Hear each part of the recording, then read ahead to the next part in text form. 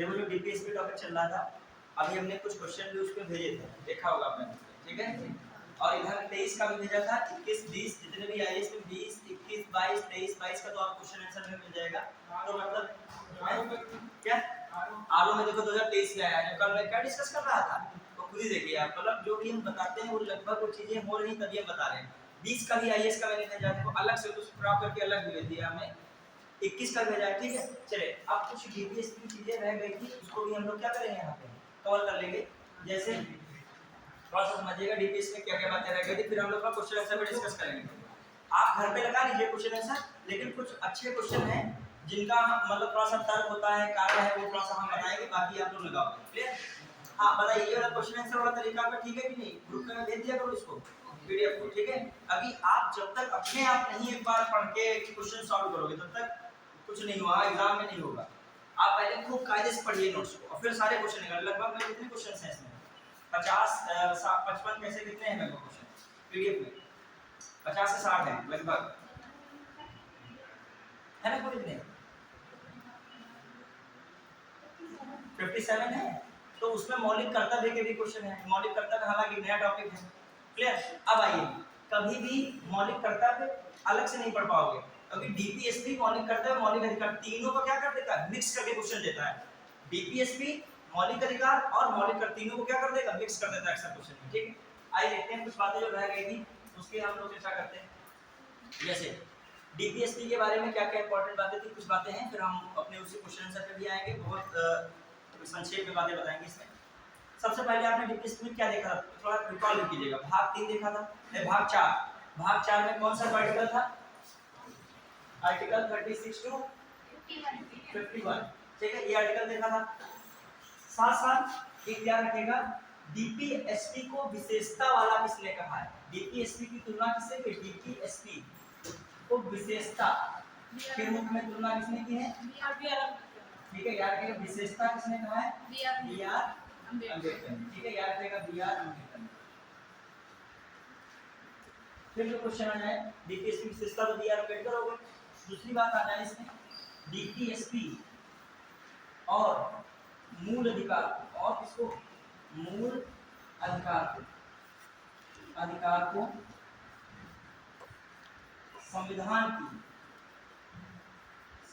की मूल आत्मा, संविधान की मूल आत्मा किसने कहा है, ग्रेनविल, अभी तो आप बता रहे हैं ग्रेनविल में जो कलर से शूटिंग तो ही आज पढ़ा रहे हैं, ठीक है, ग्रेनविल ऑस्टिन, इनका नाम अक्सर पूछा जाता है, ठीक है, यही सहयोगी या सहकारी संघवाद भी इन्होंने दिया था, ग्रेनविल ऑस्टिन। क्वेश्चन आ जाए स्टेटमेंट टाइप में, डीपीएसपी और मूल अधिकार को संविधान की मूल आत्मा कहा गया है।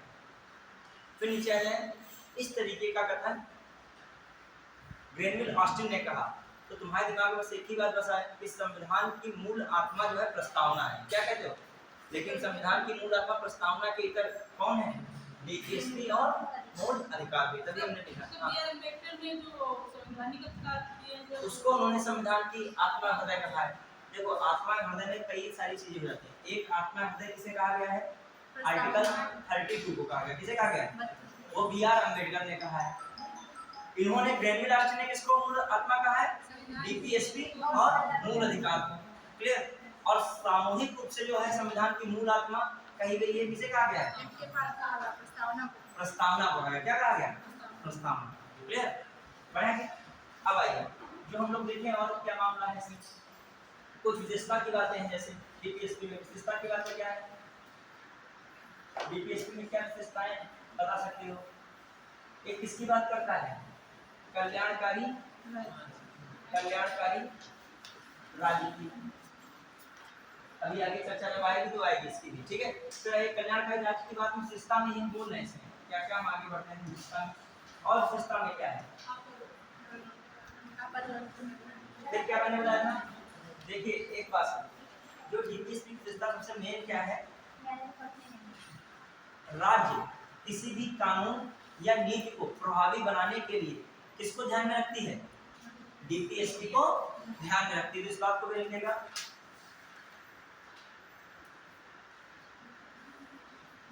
कानून नीतियों के निर्धारण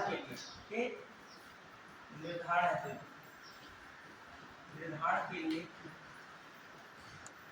राज्य डीपीएसपी को ध्यान में रखती है, डीपीएसपी को ध्यान में रखेगा, ठीक है। और राज्य से तात्पर्य तो है ही जानते हो, राज्य का जो है उल्लेख है भाग 3 में है, जो भाग 3 में है वही इसमें बात की गई है भाग 4 के डीपीएसपी में, वही 4 बातें। संघ और राज्य की कार्यपालिका, वही संघ की कार्यपालिका विधायिका, राज्य की कार्यपालिका विधायिका, स्थानीय सरकार और विभिन्न प्रकार के प्राधिकरण, ठीक है। ये अगले वैधानिक और गैर वैधानिक आयोग सब किसमें आते हैं? राज्य में। फिर बताइए विशेषता में क्या क्या हो सकता है? विशेषता में डीपीएसपी के हनन पर आप न्यायालय में नहीं आ सकते हैं, इसीलिए कहा जाता है डीपीएसपी को लागू कराना सरकार के लिए बाध्य नहीं है। क्वेश्चन आया है, ये भी शायद 2021 में आया है, बहुत अच्छा क्वेश्चन था। कहा है डीपीएसपी के संदर्भ में विधायिका पर निर्बंध है, कार्यपालिका पर निर्बंधन है। मतलब उसने कहा सीधे सीधे कि विधायिका पे निर्बंधन है, कार्यपालिका पे निर्बंधन है। मतलब डीपीएसपी के संदर्भ में ये निर्बंधन का मतलब कि कार्यपालिका इसके लिए जिम्मेदार है और विधायिका इसके लिए जिम्मेदार है। फिर ऑप्शन दिया केवल एक, केवल दो, एक और दोनों, ना तो एक ना तो दो। कौन सा ऑप्शन लगाया?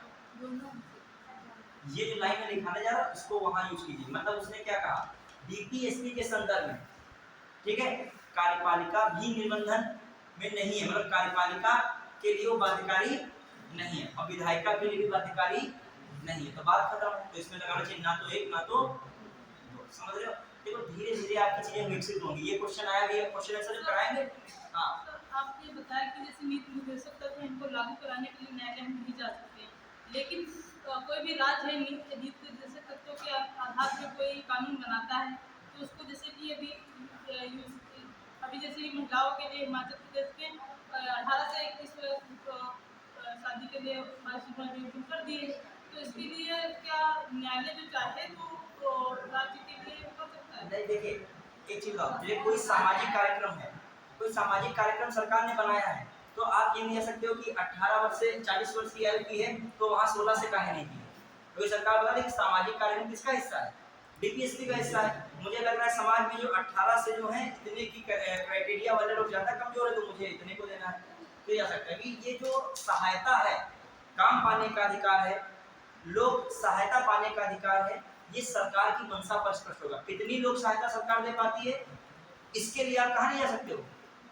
मान लें जैसे कि न्यायालय हम तो नहीं जा सकते हैं, लेकिन अभी जैसे दूसरा लेते हैं एग्जांपल उत्तराखंड का जो यूसीसी कानून देखिए वो एक अलग मैटर है। यूसीसी का मामला क्या है, यहाँ पर जो है उस धर्म से संबंधित लोग या उससे जो है खिलाफ याचिका डाल रहे हैं कि ऐसा मुद्दा है, लेकिन उसमें मजबूती कहाँ मिल रही है? वहाँ पे मूल अधिकार नहीं आता है। कौन सा आर्टिकल 14 आ जाता है, 15 भी आ जाता है, तो उस आधार पे उसको यूसीसी को मान्यता मिल रही है।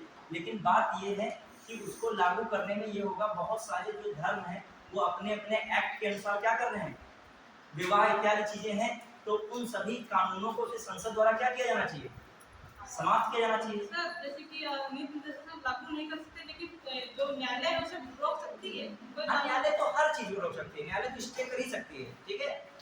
देखो इस बात को समझिए सीधे, मतलब कि आपका यहाँ मान लीजिए लिखा 38 है, 38 आर्टिकल में 44 में जो है आर्टिकल समझना, आर्टिकल 38 क्या कहता है, सामाजिक आर्थिक और राजनीतिक न्याय करते हुए कल्याणकारी राज्य की स्थापना करना। और 42वें संविधान संशोधन 1976 द्वारा इसमें और एक चीज जोड़ दी गई कि प्रतिष्ठा है, अवसर है, सुविधाएं हैं, इनमें जो असमानताएं हैं उसको क्या किया जाए, समाप्त किया जाए।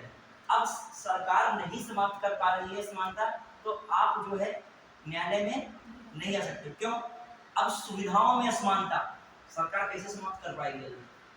कोई पैदल चल रहा है, कोई कार चल रहा है, कोई हवाई जहाज चल रहा है। अब इसका मतलब यही है कि सब में क्या हो जाए, सब हवाई जहाज से चले, या फिर सब कोई क्या चले, पैदल ही चले। तो अब भारतीय संविधान में बहुत सारी ऐसी चीजें रखी गई हैं कि भारत डेवलपिंग से जब डेवलप्ड होगा तो अपने आप वो चीजें क्या हो जाएंगी। अभी वरना इस बात को कहाँ पर रख सकते थे, मूल अधिकार में, लेकिन इसको कहाँ रखा, न्यायालय को भी पता है कि कितना सरकार काम कर पाएगी। मान लीजिए कोई प्रधान घोषणा कर दे कि हम गांव के प्रत्येक व्यक्ति को जो है एक नौकरी दे देंगे, और प्रधान जी के वहां खुद ही बहुत लोग बेरोजगार है, तो क्या करोगे बताओ। ये मतलब संभव ही, संसाधन ही नहीं इस गांव के पास में, इस सभी लोगों को चक्की लगवा देंगे, नहीं है, इतना संसाधन ही नहीं है, ठीक है, ठीक है। तो हाँ, ये कह सकते हैं कि हम गांव में रोजगार के लिए कुछ मुहिम करेंगे, उसमें अधिकतम लोग क्या पा सके, रोजगार पा सके, ये हो सकता है, ठीक है। मतलब एक बात ऐसी कर दी कि भविष्य के लिए हो, ठीक है, इसकी होती है। आई अब ये कौन सा आपका था, ये आपका हो गया, फिर मैं बता रहा हूँ कौन सा, ये राज्य क्या करती है, राज्य डीपीएसपी का हनन करती है। ये राज्य क्या देखिए, डीपीएसपी का हनन होता है, डीपीएसपी से हनन होता है तो न्यायालय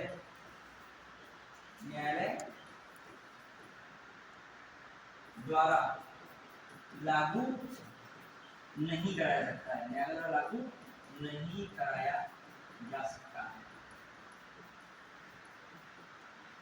अब मान लीजिए न्यायालय द्वारा लागू नहीं करा सकता है, यूसीसी नहीं चल पा रहा है, तो न्यायालय इसे फटाक से लागू ऐसे नहीं कर देगा। बहुत सारे इसमें कानून में संशोधन होंगे, बहुत सारी चीजें बनी हैं, वो सब खत्म होंगी। अभी हिंदू मैरिज एक्ट कुछ और कहता है, मुस्लिम मैरिज एक्ट कुछ और कहता है, क्रिश्चियन मैरिज एक्ट कुछ और कहता है, पहले वो मैरिज एक्ट क्या हो बदले तक ये कहीं है।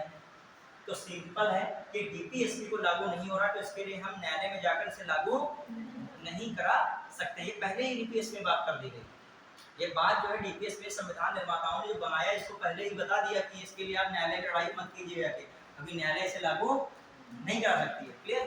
फिर आ जाइए, देखिए न्यायालय राज्य लागू करने का क्या हो जाएगा, फिर जैसे कि राज्य ने लागू कर दिया है तो भी कानून, लेकिन अभी मैं जैसे कि 18 से 21 कर दिए, लेकिन 18 साल में किसी की शादी हो रही है या कोई ज्यादा कंप्लेंट करता है न्यायालय में, तो क्या न्यायालय राज्य पे ऐसा, देखिए वो फिर अलग मुद्दा है, वो फिर कोई और तो मुद्दा लेके जाओगे कि हमारा व्यक्तिगत अधिकार है, जीवन जीने का अधिकार है, फिर तुम इस तरीके से घुमा के कहोगे कि अपनी मनपसंद शादी करने का अधिकार है। लेकिन सरकार का जो क्राइटेरिया है अभी पूरे इंडिया में लागू नहीं हुआ है, पहले विवाह संबंधी सूची का विषय है, सीधी बात है, उसमें राज्य और केंद्र का क्या चलेगा, दोनों का मैटर चलेगा। और दूसरी बात अभी जो 18 वर्ष लड़कियों का है और 21 वर्ष क्या है, देश में ऐसा है, लेकिन राज्य चेंज कर देना है। अरे तो टेंशन विवाह के मामले में अभी बाद में जो हम बता देंगे, ठीक है। अभी क्लास का भी टाइम बहुत होता है सीमित, तुम्हारी बात हम समझ रहे हैं। कोई राज्य यदि मान लीजिए इसको कर रहा है लागू, अब जो है जिनका मतलब है कोई उसको नहीं मान रहा है तो न्यायालय में जा सकता है, यही तो है मामला, ठीक है। चलिए ठीक है, अभी हम आपका डिसीजन समझ लेंगे, कोई बात नहीं। देखिए बहुत चीजें ऐसी होती है, चलिए अब हम लोग टॉपिक से वरना बहुत ज्यादा दूर भटक जाएंगे, ठीक है। हाँ कोई बात नहीं, पूछ सकते हो, लेकिन विवाह इत्यादि की तो तुम्हें नहीं याद है, विवाह इत्यादि की बात किसने है, एक तो मनपसंद विवाह करने का अधिकार हमने बता ही दिया था, कौन सा अधिकार है 21 है, वो धीरे धीरे वो कहाँ शिफ्ट होता है मूल अधिकार में। अब कोई लड़का 16 साल का कहे कि मुझे जो है विवाह करने का अधिकार दिया जाए, लेकिन एक प्रोविजन बनाया गया कानून की 18 वर्ष से नीचे क्या है विवाह नहीं हो सकता है। लड़की के लिए बनाया गया 18 वर्ष से नीचे लड़की मनपसंद से भी शादी करती है तो उसके मम्मी पापा रिपोर्ट लिखा सकते हैं कि पहला फैसला के जो है क्या की शादी है, शादी की जा रही है, क्यों, क्योंकि 18 वर्ष से क्या है कम है, और लड़की तो खुद की गवाही दे रही है कि नहीं हमारी पहला फैसला के नहीं है। अब ये नियम बनाया कि 18 वर्ष जो है ठीक है, बहुत सारी चीजें हैं इसमें, तो नहीं हो सकता है, ठीक है। अभी सरकार ने माना है कि 18 वर्ष तक लड़की जो परिपक्व नहीं है, ठीक है, पहलाया फुसलाया जा सकता है, क्या करोगे इसका मतलब, ठीक है। चलिए आइए आगे। अच्छा एक चीज भाई, समाज में होती होंगी शादियां, ऐसा नहीं है, लेकिन बहुत चीजें सामने जो आती है, अभी बहुत सारी शादियां होती हैं, आप क्या जानते हो, जाते चेक करते हो कुछ कम है ज्यादा दिखता है कि तुरंत कंप्लेंट कराओ जाके, तो कुछ व्यवहारिक चीजों की कुछ ये समाज ही सही कर सकता है, ना न्यायालय सही कर पाएगा ना सरकार सही कर पाएगी, सच्चाई है। गंदगी है ये, मान लीजिए घर ही गंदगी मान लीजिए, कोई सफाई कर्मी नहीं सही कर पाएगा जब तक आप स्वयं स्वच्छता नहीं ध्यान रखोगे। अभी कोई साफ करके गया ड्यूटी करके और तुम तुरंत बाहर फट से कूड़ा फेंक दो, क्या है, जब तक आप स्वयं जब तक नहीं आदत में होगा ये कूड़ा पड़ा है हम हटा दें, हट नहीं जाएंगे इसमें, तब तक कोई नहीं साफ कर सकता है। गांव में भी कहीं भी हो, गांव शहर हर जगह, तो कुछ चीजें क्या करनी पड़ेंगी, हाँ एक सामूहिक रूप से सफाई होती है वो अलग चीज है, लेकिन कहा जाए कि हर चीज जो है कोई ना कोई करेगा, नहीं फिर कंप्लेन नगर पालिका में कराएंगे, नहीं हम कंप्लेन वहाँ जो है पंचायत विभाग में कराएंगे, हमारे गांव में काहे नहीं सफाई, हमारे घर के अंदर काहे नहीं हुई है, तो कंप्लेन करते रहोगे, संख्या बहुत ज्यादा है। ठीक है, हाँ कहाँ गए मामला, कहाँ पे लोग टॉपिक भटक जाते हैं। हाँ कहाँ पे थे, राज्य और कुछ एक्स्ट्रा चीजें हुआ करें थोड़ा सा इररिलेवेंट, बाद में पूछ लिया करो सब लोग, ठीक है, तो उसमें जो कहाँ पे थे वो सब भटक जाता है मामला। हाँ क्या कहता है, डीपीएसपी का क्या होता है, हनन होता है, तो उसे न्यायालय द्वारा लागू नहीं करा सकता है, इसीलिए क्या है, इसे लागू करने के लिए सरकार बाध्य नहीं है, समझ रहे हैं, इसीलिए इसे लागू करने के लिए, इसे लागू करने के लिए सरकार बाध्य नहीं, देखिए इसे लागू करने में सरकार क्या है, बाध्य नहीं है, ये किसकी विशेषता है, डीपीएसपी की है। अब आइए को डीपीएसपी में और चीजें हम लोग देख रहे हैं फटाफट, क्या क्या पॉइंट्स है, दिशा और दशा के आधार पर, दिशा अभी क्वेश्चन आंसर की चर्चा करने में थोड़ा तेजी से लग रहे हैं, दिशा और दशा। अच्छा एक चीज और है, इसको पहले लिखिएगा, इससे एक और पॉइंट यहाँ पे निकाल के लिखिएगा, कानून या विधि लागू करने में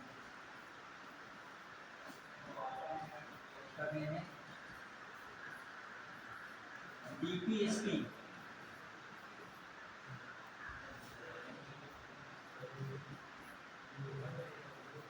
को ध्यान में रखना,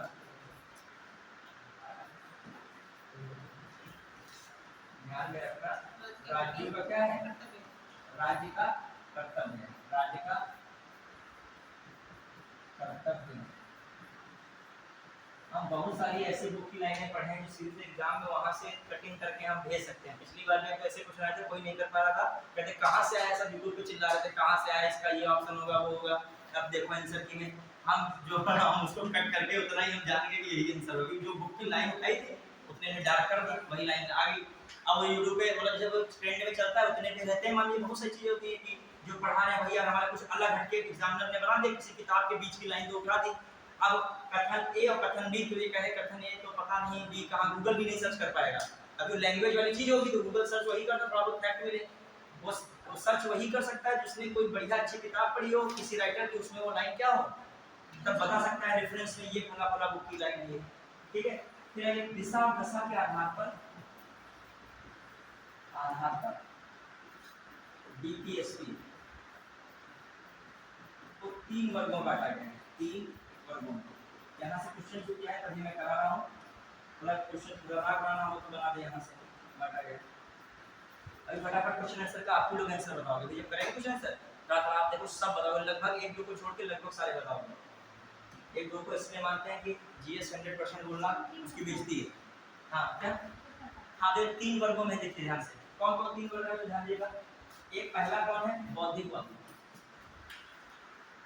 समाजवादी, पहले बेटा समाजवादी कौन है, समाजवादी।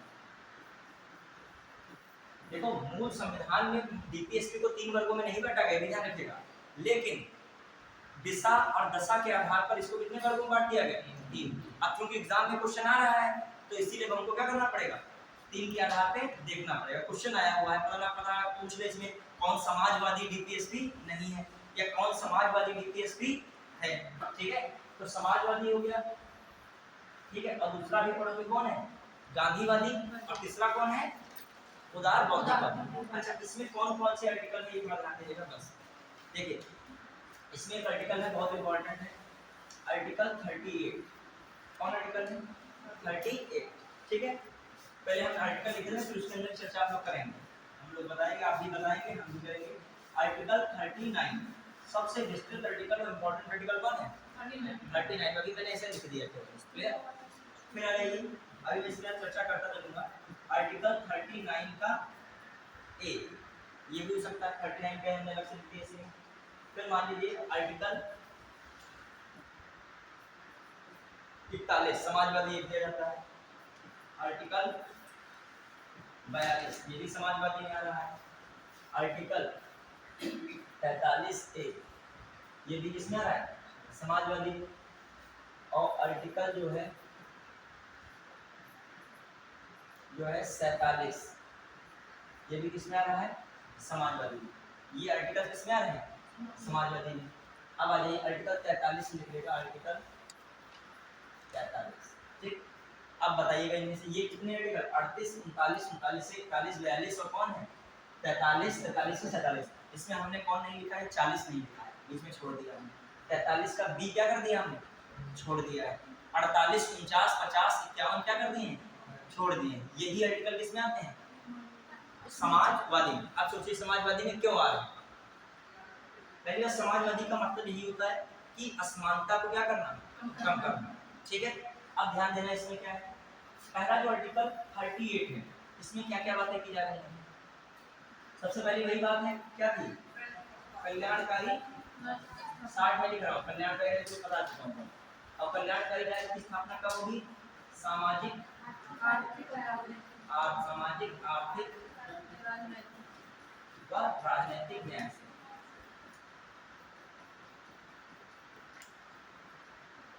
एक और बात देख लीजिएगा इसमें, इसमें बाद में जोड़ा गया है। इसमें क्या जोड़ा गया है? जैसे आय है, प्रतिष्ठा है,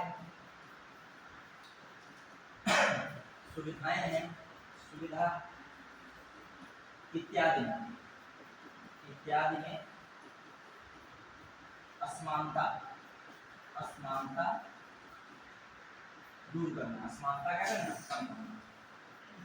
ठीक है, ये बात आ गई कहीं तो लड़के कर नहीं पाएंगे। ये जोड़ा गया है किससे?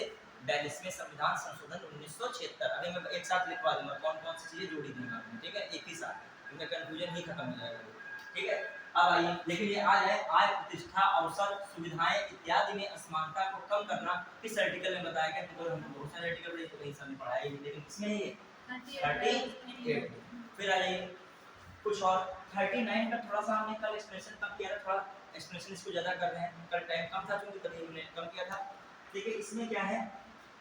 इसका का है, मान लीजिए इसका कौन सा का? तो राज्य जीविका के लिए सभी नागरिकों को पर्याप्त संसाधन उपलब्ध कराएगी, या कह लीजिए सभी नागरिकों को जीविका के लिए पर्याप्त संसाधन प्राप्त करने का अधिकार। लिख लो इसको, पूछ लिया कहीं दिमाग में। ठीक है, का खा गा तरीके से लिखो। ठीक है, का में क्या है? लिखिएगा का में सभी नागरिकों के लिए, सभी नागरिकों के जीविका के लिए, सभी नागरिकों के जीविका के लिए पर्याप्त संसाधन प्राप्त करने का अधिकार। सभी नागरिकों को जीविका के लिए, सभी नागरिकों को जीविका के लिए पर्याप्त संसाधन प्राप्त करने का अधिकार, पर्याप्त संसाधन प्राप्त करने का अधिकार। ठीक है, ये कौन है? 39 का फिर लिखेगा 39 का खा, 39 का खा लिखेगा भौतिक संसाधनों का संवितरण। लिखेगा भौतिक संसाधनों का संवितरण। ये काखा लगा में है तो इस तरीके लिखेगा। ठीक है, खा में भौतिक संसाधनों का संवितरण, और गा लिखिए, गा लिखिए भौतिक संसाधनों का संवितरण लिखा, फिर गा लिखिएगा उत्पादन के साधनों धन अथवा गा में लिखिए, गा में धन अथवा उत्पादन के साधनों का संकेंद्रण रोकना, का संकेंद्रण रोकना। ये क्या है? गा है। उत्पादन अथवा धन अथवा उत्पादन के साधनों का संकेंद्रण रोकना। अभी बाद में ऐसे सरल भाषा में बता दूंगा, पहले जो संवैधानिक भाषा है उसको बता रहा हूँ। फिर लिखे घा लिख देगा। घा में क्या है? आप तो जान ही गए होंगे घा वाला। पुरुष और स्त्रियों के लिए समान कार्य के लिए समान वेतन। पुरुष और स्त्रियों के लिए समान कार्य के लिए समान वेतन। ये कौन है? घा। 39 का घा है, कभी कभी 39 का डी। 39 डी में क्या है? पुरुष और स्त्रियों के लिए समान कार्य के लिए समान वेतन। लिखा है। फिर लिखिएगा अंगा, का खा गा घा अंगा। ठीक है, अंगा लिखिए। अब जो पीसीएस में हो पढ़ ही लीजिए, कौन सा क्वेश्चन क्या है, यही लाइन अंगा ही उठा ले।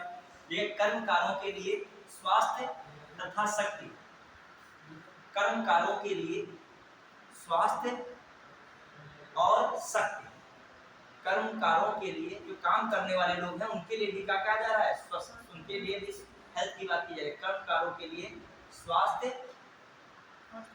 और शक्ति, मतलब उनकी एनर्जी के लिए और उनके स्वास्थ्य की बात हो रही है, ठीक है। फिर लिखे 4, सबसे इंपॉर्टेंट कौन है, 4, 39 का 4, 39 का लिखिए, बच्चों के स्वस्थ विकास के अवसर, बच्चों के स्वस्थ विकास के अवसर, बच्चों के स्वस्थ विकास के अवसर एवं सुविधाएं, बच्चों के स्वस्थ विकास के अवसर एवं सुविधाएं। स्वस्थ विकास मतलब बच्चों का विकास कैसा हो, हेल्दी डेवलपमेंट हो, हेल्दी ग्रो हो और उनको फैसिलिटी मिल सके, ये सब इसमें है। ABCDEF जो बना लीजिएगा उसको आगे, ठीक है। आगे अब ये देखिए, यहाँ तक आपको दिमाग में रखना, तब आपका कंप्लीट कौन होगा, 39, समझ रहे हैं। अब इसमें देखिए एक इंपॉर्टेंट बात जो सबसे ज्यादा पूछा था, अलग से एक और लिखिएगा 39 का अलग से लिखिए, 39 का फिर से अलग से लिखिएगा 39 का। समान, गरीबों के लिए समान एवं निःशुल्क न्याय, या समान एवं निःशुल्क न्याय, समान एवं निःशुल्क न्याय, लेकिन किसके लिए है ये, गरीबों के लिए, समान एवं निःशुल्क न्याय, ये अलग से लिखिएगा 39 का 39 का या 39 का ए, 39 ए, गरीबों के लिए क्या है, निःशुल्क न्याय। फ्री एड लीगल सर्विस मिलेगी, free add service, legal service या फ्री एड लीगल, मतलब जो वकील उनको फ्री में सरकारी वकील को मिलेगा, हाँ उनको सरकार द्वारा उनको सपोर्ट मिलेगा, ठीक है। मतलब वो जाएंगे तो उनको जो है सरकार वकील के थ्रू उनको क्या मिलेगा, फीस वगैरह इत्यादि नहीं देनी पड़ेगी, लेकिन इसके लिए क्राइटेरिया बनेंगे, वो 1 लाख है, 3 लाख है, हर राज्य अपनी अपनी अलग अलग बनाए हैं। जैसे राज्य विधिक सेवा प्राधिकरण जो है, राज्य विधिक न्याय प्राधिकरण बना है, नालसा के थ्रू बना है, पढ़ाएंगे, ये टॉपिक है वो आता है आपके न्याय व्यवस्था में, उसके थ्रू हर राज्य अपने अपने वहाँ इसके लिए क्या बनाए हैं, एक क्राइटेरिया बनाए हैं कि कोई राज्य SC ST के लिए 1 लाख रखा है, ट्रांसजेंडर के लिए मान लीजिए 2 लाख रखा है, सब कैटेगरी हिसाब से बांट दिया है, इतनी आय होगी उससे कम वालों के लिए क्या मिलेगा, ये मिलेगा। वरना बार जो कहेगा फिर गरीबों के लिए है, फिर इसमें गरीबों अमीर का अंतर क्या, देखिए आप बुलेट से जाओ या आप जो ठेलिया से जाओ, लिखा पढ़ने से कोई मतलब नहीं होता अमीर गरीब का, वहाँ डॉक्यूमेंट्स होता है। आप एरोप्लेन से उतरो, ठीक है, तो आपका जो कार्ड वो बना हुआ है, जो मान लीजिए आपका जो है एक आपकी इनकम सर्टिफिकेट 1 लाख से कम वाला दिखा रहा है, तो हो सकता है किसी ने आपको दान दक्षिणा दे दी कि आप वहाँ इससे घूम आए हो, लेकिन आपकी रियल में इनकम क्या हो, 1 लाख से कम। तो वहाँ पर हमेशा लिखा पढ़ी में क्या मांगा जाता है, डॉक्यूमेंट्स, किसका खेल होता है, सब कुछ डॉक्यूमेंट का। यदि आप एक PCS मुख्य परीक्षा दोगे, इतने डॉक्यूमेंट भराए जाएंगे, 1.5-2 घंटा फार्म ही भरोगे मेंस का, शायद वो जीवन में इतना हमने फार्म नहीं भरा है, सब कुछ मांग लेगा, एक एक चीज मांग लेगा, क्योंकि पता है उसको मेंस के बाद इनका वेरिफिकेशन सीधे नौकरी के बाद होगा, और नौकरी के बाद मतलब आप किसी विभाग में विभागाध्यक्ष होंगे, पता नहीं कितने लोग आपके क्या होंगे, और आप ही जालसाजी के थ्रू किसी डॉक्यूमेंट में खरीदी में बैठे हो तो क्या होगा, हर एक जानकारी, मुकदमा हुआ है, कभी कोई छोटा केस हो, बड़ा केस हो, सब कुछ लिखो उसमें, ठीक है, ठीक। तो समझो कि लड़ाई झगड़ा कितनी खतरनाक चीज है। मेंस प्रीलिम्स निकल गया, मेंस में तुमको भरी में वो दिक्कत आ रही है, कहीं ऐसा तो नहीं ऑनलाइन हमारे पे FIR है कुछ इस तरीके का दोषी पाए गए हो, ठीक है। चलिए, और हर चीज आजकल उसमें है, लिखा पढ़ी में ऑनलाइन की, वहाँ का नंबर क्लिक करेंगे तुरंत यहाँ पर आपका आ जाएगा कि आपकी पूरी हिस्ट्री आ जाएगी, ठीक है। चलिए अगला मामला क्या है, देखिए तो ये 39 हो गया, अब कौन सा इसमें था, 38 हो गया, 38 के बाद कौन हो गया, 39, फिर मैंने कौन लिखा, 41, 41 आप लोग बताइए क्या मैंने बताया था, काम का अधिकार, 60 में वहीं पे 41 है, बस 60 पे लिख दीजिएगा, क्योंकि आप लिख रहे हो रिवीजन होने को तेज लिखेगा। काम का अधिकार, शिक्षा का अधिकार, इसमें शिक्षा दिया जाता है, हालांकि आगे भी आएगा लेकिन फिर भी इसमें शिक्षा है। काम का अधिकार, शिक्षा का, यहाँ पे अधिकार को यूज करना सही हो जाएगा, क्योंकि अधिकार आपका है, लेकिन मिले या ना मिले तो ठीक अलग है, अधिकार तो है, जैसे मान लीजिए शिक्षा का अधिकार है, लेकिन काम का अधिकार थोड़ा, हाँ काम का अधिकार है, लेकिन जो है काम पाने का अधिकार है, अब इन सरकार नहीं दे पा रही है काम पाने का अधिकार, तो आप न्यायालय जा सकते हो, अधिकार है हमारा काम पाने का। ये लोक सहायता प्राप्त करने का भी क्या है, अधिकार है, लिखिएगा। काम का अधिकार, शिक्षा का अधिकार, लोक सहायता पाने का अधिकार। लोक सहायता पाने का अधिकार। अब मान लीजिए घर में आप हो तो आपका अधिकार है अच्छा खाना खाने का अधिकार है, ठीक है। मान लीजिए 200-300 रुपया जो है आपको पॉकेट मनी जो अपने साथ पढ़ाई लिखाई की चीजें लाने का अधिकार, तो क्या आपके अधिकार एवं न्याय के सारे अधिकार पूरे हो जाएंगे क्या? वो अलग बात है कि आपका अधिकार है कि हम जो है अपना जो है कार्य अच्छे से कर सकें, ठीक है। चलिए, वो कोई लोग है 1 रुपये का भी अधिकार नहीं रखते, वो बात अलग है। देखिए, सबके अपने अपने खर्च होते हैं। मान लीजिए कोई स्टूडेंट है, सुबह उठता है, कहता है कि हम 5 रुपए के अलावा पूरे दिन तक हमारा कोई काम ही नहीं, कुछ पढ़ना है, लिखना है, घर का खाना शुद्ध खाना है। अब किसी के जो है 100 रुपए जो है जब तक नहीं खर्च होंगे तो उसका जो है शाम को नींदें नहीं आएगी, ठीक है। इसकी होती है अपने अपना वो है सिस्टम। आइए अगला क्या हुआ? 40 कौन सा 42 में क्या था आप बता दीजिए तुरंत, जल्द से बताइए। हाँ, ये तो आपने लिखा था, काम के लिए न्याय संगत एवं मानवोचित दशाएं और प्रसूति सहायता का उपबंध, तो पता है, छोड़ दीजिए। और एक और आइए 43 में रिवीजन की, इसमें क्या था? इसमें बताइए, अभी कंफ्यूजन हो जाएगा। इसमें क्या है 43? अब 42 हो गया। 43 निर्वाह है तो न्यूनतम मजदूरी, इसी में लिखे कुटीर उद्योग लिखिएगा। एक सेकंड, निर्वाह है तो न्यूनतम, हाँ ये आ जाएगा, निर्वाह है तो न्यूनतम मजदूरी। और इसी में क्या था? निर्वाह न्यूनतम मजदूरी में इसी में 43 कुटीर उद्योग को भी कहता है। 43 कौन कहता है? किसे कहता है? कुटीर उद्योग। इसीलिए गांधीवादी में लिया जाएगा। किसमें जाएगा? गांधीवादी। मतलब निर्वाह है तो न्यूनतम मजदूरी। यदि आप काम कर रहे हो तो आपके जीवन जीने के लिए जितना वेजेस होना चाहिए वो मिलना चाहिए। मान लीजिए मजदूरी कोई कर रहा है 100 रुपया दे दो, शाम को मजदूरी करने के बाद 100 रुपये में तो आजकल कुछ होगा ही नहीं। सब्जी खरीद लेगा, तेल के लिए रुपये नहीं बचेगा, ठीक है। तो इतनी मजदूरी दो जिससे उसका जीवन क्या हो जाए, चल सके। लेकिन वो कहाँ नहीं जा सकता है? न्याय नहीं आ सकता है। लेकिन एक ये भी बात है, सरकार ने कोई उसके सोच कर क्या बना दिया, कानून बना दिया, तो जा सकता है। नहीं समझे? जैसे वन्य जीवों वाला है कि वन्य जीवों का संरक्षण करो। कोई मान लीजिए हंटिंग करने लगा, शिकार करने लगा, कहा वन्य जीवों का संरक्षण करना, इसको हनन करने पर न्यायालय इसको लागू थोड़ी करा सकता है।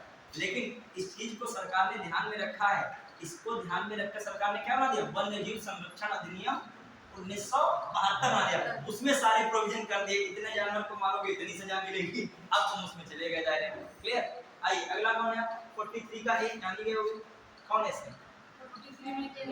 उद्योगों के प्रबंधन में श्रमिकों की भागीदारी, ये सब आ जाता है। और 47 में बस जीवन जो है पोषण स्तर एवं जीवन स्तर, ये बात किसमें हो रही है? का अधिकार जो है किसमें है? 47 में। अब आइए कौन सा आता है यहाँ पे? ये तो हो गया कौन सा? समाजवादी। अब आइए गांधीवादी।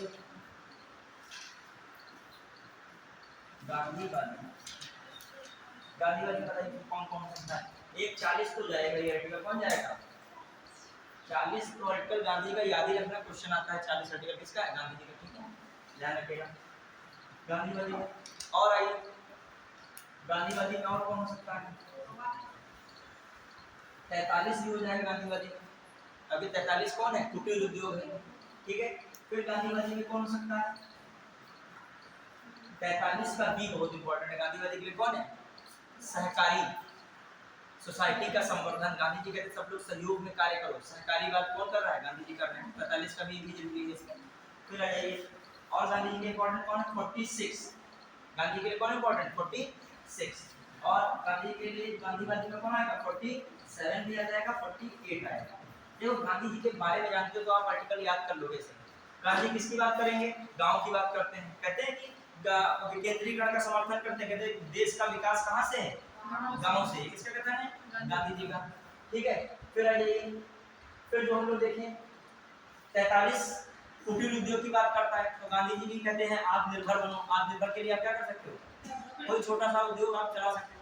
मतलब मान लीजिए गांव में आप चक्की छोटी छोटी लगा दिए, चला रहे हैं, सपोज खोखा खोल लिए, फिर उसमें थोड़ा सा सब चूरन चटनी इत्यादि रखे हैं, ठीक है। तो आपका दिन भर में 100 या 150 रुपये कुछ भी देता है, आप कुछ ना कुछ छोटा मोटा रोजगार है, ठीक है। तो किसकी बात है? गांधी क्या कह रहे हैं? आत्मनिर्भर बनो। इधर उधर भीख तो मांगते नहीं फिर रहे हो। पहली बात तुम्हारा टाइम दिन भर कट रहा है, और दूसरी बात जो रुपया पा रहे हो वो क्या है? गलत नहीं है, वो आपकी मेहनत का रुपया है। आइए अगला अब उस पे भले तुम पुड़िया मसाला बेच रहे हो, जानलेवा एकदम, ठीक है, ठीक है, चलिए हाँ आइए 43 का 43 का बी क्या होगा बच्चों बताइए। 43 के बी में सहकारी वाला, सहकारी सोसाइटी का संवर्धन। अभी मैं एक बार 60 में लिखा था कीवर्ड जैसे भूलिए ना। 46 में क्या था? SC ST तथा अन्य वंचित वर्गों के शैक्षणिक एवं आर्थिक हितों में अवृद्धि। इसकी गांधी जी हिमायत करेंगे कि नहीं? गांधी का मूवमेंट देख लीजिए 1930 के बाद हरिजन संघ और ये सब चलाते हैं मूवमेंट बहुत सारे। तो कौन सा है 46 बताता है कि नहीं है? क्लियर। फिर आ जाइए 47। गांधी जी की नशाखोरी के हमेशा क्या रहते थे? खिलाफ रहते थे। अक्सर उनके आंदोलन में आप देखोगे कहते थे जो शराब की दुकानों के बाहर क्या दीजिए, धरना दीजिए। आप कभी का आंदोलन जब हिस्ट्री में जब पढ़ोगे तो इसमें आएगा गांधी जी का हमेशा एक रहता था कि जब कभी उनके मूवमेंट में देखो तो शराब की दुकानों के बाहर सभी लोग क्या देंगे? धरना देंगे। ठीक है। अभी शराब सरकार का सबसे प्रमुख क्या था? राजस्थान। कभी भी गांधी जी ने उसका समर्थन नहीं किया शराब का, हमेशा क्या किया? विरोध किया। तो 47 में कहाँ चला जाएगा? मैं रटने के लिए नहीं बता रहा, दिमाग में किसी भी दिमाग में आ जाए। सबने बताया कि नशाखोरी गांधी के खिलाफ है, दूसरा 47 भी कहाँ चला गया? गांधी जी ने। ठीक है। मैं बता रहा 46 गांधी जी मदद करते थे कमजोर वर्ग की, ये सब चीजें गांधी जी के मूवमेंट में देखोगे, हरिजन संघ ये सब, हरिजन सेवक। तो ये 46 हो गया। फिर आ जाइए 43 का भी सहकारी सोसाइटी, इसको थोड़ा याद रखना पड़ेगा। फिर 43 में कुटीर उद्योग। और आइए फिर 48 में अब कृषि में क्या आता है? गांधी जी किसके हिमायती थे? कहते हैं गाय है, ठीक है, और अन्य दुधारू जो पशु हैं उनके वधों पर या वध या बलि पर प्रतिबंध, उनके वध या बलि पर प्रतिबंध। तो गांधी जी ये कहते थे कि जो भी दुधारू पशु उनको काटा ना जाए। देखो उनका कॉन्सेप्ट ये था दुधारू पशु है उनसे दूध लिया जाए, उससे जो है रोजगार का साधन बढ़ेगा। एक बार ही काट दोगे तो मामला फिर क्या हो जाएगा? फिनिश हो जाएगा। प्लस नस्लों में क्या चीज किया जाए? सुधार भी किया जाए। जो गाय की नस्लें इत्यादि हैं उनमें क्या किया जाए? सुधार किया जाए। तो ये बातें किसमें आ गई? गांधीवादी। एक एक कीवर्ड लिख लो जिससे दिमाग में बना रहेगा। 40 में तो आप ग्राम पंचायत से लिखेगा फटाक से, 60 में लिख लो, अपने आप को लिखो। 40 में क्या था? ग्राम पंचायत। 43 में क्या था? कुटीर उद्योग। 60 में लिखे कुटीर उद्योग। गांव में होते हैं कुटीर उद्योग, शहर में भी होते हैं, और गांव में फेमस ज्यादा रहता है कुटीर उद्योग के लिए। 43 और छोटा अपना उद्योग कोई 43। क्लियर। फिर आइए 43 का बी। 43 का भी अच्छा एक चीज देखा है, कभी भी रोजगार भी होता है थोड़ा सा नैतिक रूप से ही रोजगार का भी सृजन होता है। किसी देश की जो अर्थव्यवस्था भी होती है कुछ ना कुछ नैतिक रूप से होती है, नैतिक समाजवाद होता है कुछ ना कुछ। देखिए जैसे मैं एक बात बहुत सिंपल, जिसके वहाँ व्यापार होता है तो उसके वहाँ ज्यादातर लोग क्या निकलेंगे? व्यापारी ही होंगे ज्यादातर, क्योंकि उसमें इकोसिस्टम वही है। जब रोज खाना शाम को खाते हुए बात होगी तो कहेंगे यार यहाँ पे इतना लगा दे तो उतना मिल जाएगा, दिवाली है तो वहाँ पे वो लगा दिया जाए तो बढ़िया जो है मूर्तियाँ बिक जाएगी। तो उसको पूरा कॉन्सेप्ट पता है। जिसके वहाँ हमारी सरकारी तैयारी हो रही शाम को बैठे यार अभी संविधान बाकी पड़ा है पढ़ना, हिस्ट्री और उधर कह रहा है, ठीक है तुम्हारा तैयार हो गया होगा, ये बहुत अच्छे क्वेश्चन आते हैं। देखो वैसे इकोसिस्टम तो उसके वहाँ एजुकेशन का सिस्टम बना है, ठीक है, मतलब सबका सिस्टम है। अब इसे अमेरिका में बड़े स्तर पर देख लो आप, वहाँ पे जब इंटर होता ही नहीं, उनके वहाँ अलग तरीके की पढ़ाई है। जैसे अपने वहाँ से इंटर वैसे उनके वहाँ अलग पढ़ाई होती है। तो बच्चा निकलता तो बाहर से पूछते क्या करोगे, तो कहता है स्टार्टअप करेंगे, बिजनेस करेंगे। वो ये कहता ही नहीं है नौकरी करेंगे, स्टार्टिंग ही करना चाहता है किससे? तो वहाँ का आप देख लोगे तो वहाँ पूंजीवादी कल्चर है। तो वहाँ का जो है सब नौकरी, वहाँ नौकर मिल नहीं रहे लोगों को, समझ रहे हो नहीं? अभी हर कोई बिजनेसमैन बन रहा है, वहाँ कर्मचारी कोई नौकरी करना नहीं चाह रहा है। 2 साल स्टोर पे काम किए, तीसरे साल अपना स्टोर खुद का खोल लिया। वहाँ का कल्चर कैसा हो गया? अब कल्चर इकोनॉमी को क्या करता है? अलग अलग चलता है। अब वहाँ यूएस में जाओगे, इधर इंटर करके निकलोगे, नौकरी है, नौकरी को वहाँ निगाह से ही नहीं मानते हैं, क्योंकि उनके वहाँ कल्चर में क्या डिपेंड है? कोई उद्योग करेंगे, मतलब वो दिया था, टास्क दिया था कि आपको 4000 मान लो डॉलर में इंटर्नशिप दी गई, $4000 को कैसे आप जो है $400 को आप किस तरीके से को 800 में कन्वर्ट करोगे। इनोवेटिव सोचिए, आइडियाज लगाइए, वहाँ इस तरीके की एजुकेशन सबका सिस्टम। तो वहाँ पे जो है आप देखिए, अभी अरबपतियों की मैं सूची पढ़ रहा था, उसमें सबसे ज्यादा अरबपति कहाँ के हैं? यूएस में है। अभी वहाँ का जो है हालांकि तीसरे नंबर पर भारत भी आ गया है। आप पढ़ोगे भारत में भी अरबपतियों की संख्या है कितने नंबर पे? फर्स्ट पे कौन है? करंट अफेयर पढ़ रहे हो थोड़ा बहुत? चलो कोई बात नहीं है। जो करंट अफेयर में पढ़ोगे फर्स्ट में जो अरबपति में आ रहा है सबसे पहला कौन है? यूएस, सेकंड पे कौन है? चाइना, और थर्ड पे आपको बिलीव नहीं होगा कौन है? भारत है। ठीक है, जर्मनी, फ्रांस, इनको क्या कर दिया उसने? पीछे छोड़ दिया। अब आइए, जो फर्स्ट नंबर पे कौन इस समय आ रहा है? मतलब पैसा वाला दुनिया का आदमी कौन चल रहा है? आदमी देख, बर्नार्ड बने इसमें कौन चलते? फ्रांस से कौन है? बर्नार्ड। ठीक है, नाम बदल गए तभी तो जेफ बेजोस वगैरह सब दिमाग में रहते हैं। सेकंड पे कौन है? मस्क चल रहा है, मस्क। और थर्ड पे कौन आ गए हैं? Jeff Bezos. बिल्कुल बदल गई है रैंकिंग। और अंबानी अपना वही उसी पे रहते हैं आगे पीछे, 9-10 उनका वही बहुत दिन से स्टेबल चल रहा है। ठीक है, चलिए गांधीवादी में हो गए। आपके दिमाग में एक बार लिखेगा 60 ग्राम पंचायत लिखा, इसमें कुटीर उद्योग लिख लिया, इसमें लिखेगा 60 में क्या लिखा था? सहकारी सोसाइटी का संवर्धन, सहकारी सोसाइटी का संवर्धन, सहकारी सोसाइटी लिख दो बस। इसमें लिखेगा एससी एसटी व वंचित वर्ग, एससी एसटी व वंचित वर्गों के लिए शैक्षणिक एवं आर्थिक हितों में अभिवृद्धि। बस एससी एसटी एवं अन्य वंचित वर्ग के लिए, एससी एसटी व अन्य वंचित वर्ग के लिए शैक्षणिक व आर्थिक हितों में अभिवृद्धि। छूट गया, लिख देते हो ना इतने देर असली में। हाँ, सहकारी सोसाइटी वाला तो समाजवादी में नहीं आएगा। नहीं समाजवादी नहीं आएगा, सहकारी सोसाइटी समाजवादी तो स्वयं संघ से रिलेट करता है। लेकिन सहकारी को सबसे ज्यादा जोर आंदोलनों में अपने किसने दिया? गांधीवादी में आएगा। फिर डिस्ट्रीब्यूट नहीं कर पाओगे ना। ठीक है, अब ऐसा तो नहीं एक चीज जान ले, 100% कुछ सही होती है, 100% कुछ गलत नहीं होती। 100% कुछ कह दो कि वो प्योर दूध कितना भी करो तब भी उसमें क्या मिलेगा? पानी मिलेगा। तो कुछ इसके लक्षण मिल सकते हैं किसमें, लेकिन जहां ज्यादा वैधता है किसमें रखेंगे इसको? गांधीवादी। ठीक है, फिर आइए 47 में, ध्यान देगा 47 में क्या था? नशीली दवाओं पर रोक। ठीक है, और 48 में क्या था? गाय एवं कृषि। यहाँ मत लिखो, यहाँ पर क्या लिखो? गाय एवं दुधारू पशुओं की बलि एवं वध पर रोक। गाय एवं पशुओं, गाय एवं दुधारू पशुओं की बलि या वध पर रोक। ठीक है, ये बात हो गई। मतलब गो संरक्षण क्वेश्चन इसको लगा दो 48 फाइन। तो ये भी हो गया आपका 43, 43 से 43, 48 हो गया। अब आइए हम लोग को समझ रहा है। हाँ, अब आइए कौन सा है? बौद्धिकवादी। कौन बताए? बौद्धिकवादी। बौद्धिकवादी की किस्म में क्या है फटाफट देखिएगा। ध्यान दिए बौद्धिकवादी में आर्टिकल कौन है? बौद्धिकवादी में ध्यान देना कौन कौन जो बचे हैं वही है। कुछ बचे से आपका एक बहुत इंपॉर्टेंट है 44, बहुत इंपॉर्टेंट कौन है? 44 भी इसमें आता है। 45 बहुत इंपॉर्टेंट आएगा इसी में, 45 आएगा। ठीक है, 47 खास कर आता है, 48 भी आ जाएगा, 49 भी आ जाएगा, 50 आएगा, 51 आएगा। खास कर इसमें 48 को थोड़ा सा किनारे कर सकते हो। इसमें 48 ये देखिए आर्टिकल 44 इंपॉर्टेंट है, आर्टिकल कौन है? 45 इंपॉर्टेंट है, वो आर्टिकल कौन है? 48, और आर्टिकल कौन है? 48 का ए लिखिए ज्यादा सही है। ठीक है, कौन? 48 का ए।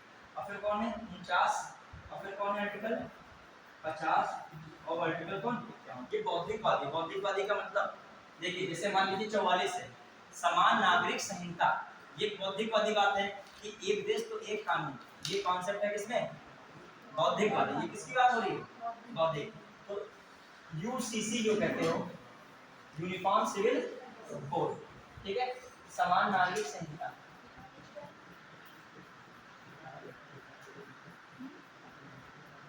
जल्दी से इसको निपटा दीजिए। ठीक है, अच्छे से। हाँ, आइए अगला। इसमें क्या है? इसमें क्या पढ़ा चल रहा है? बच्चों के लिए था 6 से 6 वर्ष तक, 0 से 6 वर्ष तक आयु के बच्चों की शिक्षा का उपबंध करना। ठीक है, 6 वर्ष तक, 6 वर्ष तक आयु के बच्चों। अब बताइए 6 वर्ष के आयु के बच्चों के लिए बात हो रही तो एक हिसाब से किसका काम है? दिमाग वाला काम है। क्या है? बौद्धिक सोचा गया कि सबने सोचा कि 6 से 14 वर्ष, लेकिन ऐसी भी तो स्थिति है 6 वर्ष से नीचे भी तो बच्चे ढील हो जाते हैं, उनको जो सिखाना और कठिन काम होता है। 3 से 6 वर्ष का जो बच्चा होता है उसको सिखाना जो है बहुत जो है जटिल भी होता है और बहुत उसका दिमाग अनुकरण करने में तेज होता है। यदि गली में कोई गाली देता हुआ निकला तो बच्चा तुरंत रिपीट कर देगा। यदि आप ऐसे ऐसे करते हो के बाद में तो वो तुरंत वैसे करेगा। ठीक है, तो घर की गतिविधियों को भी बहुत कायदे से ध्यान रखना चाहिए। बच्चे को उतना ही घुमाओ जितना क्या है जरूरी है। अब फोन क्या है जो बर्बाद किया बच्चों को, तब सबसे बचा ले गए गरीब, लेकिन बर्बाद हो गया किससे? फोन से। रील देख के उसमें बताए गाली गलौज, और फिर बच्चा क्यों? क्योंकि कौन सी एज है, उसके लिए बुद्धि नहीं है। वो गाली बने टीचर को ऐसी दे दे कि टीचर ने मतलब शायद जीवन में उनको किसी ने ऐसी गाली ना दी हो। ठीक है, तो कर क्या सकते हो, लेकिन वो क्या है 6 वर्ष तक की अबोध है वाला है ना। ठीक है, चलिए सबसे कठिन काम होता है नर्सरी बी के बच्चों को मैं जो पढ़ाती हूँ सबसे कठिन काम है। मजाक नहीं कर रहा हूँ।